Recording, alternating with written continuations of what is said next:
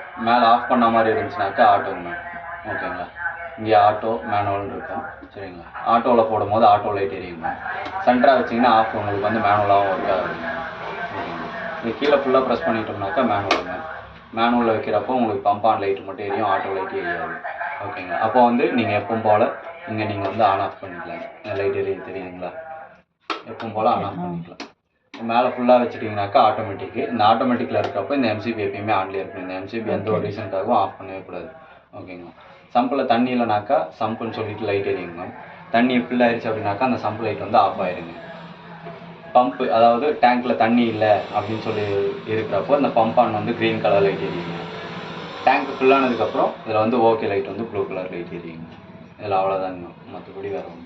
இப்போ light okay அப்படின்னா இப்போ ஃபுல்லாக இருக்கா எம்டியாக இருக்கான்னு எப்படி தெரியும்? மேலே இப்போ சம்பில் தண்ணி இல்லைங்களா? கீழே.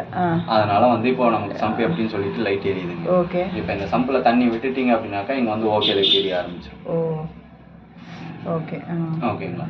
இந்த ஓகே லைட் ஆஃப் ஆன, அதாவது டேங்க்ல தண்ணி குறைஞ்சதுக்கப்புறமா இந்த ஓகே லைட் வந்து ஆஃப் ஆயிருங்க. ஆஃப் ஆகிட்டு இந்த பம்ப் லைட் எரிய ஆரம்பிச்சிருங்க. ஓகே.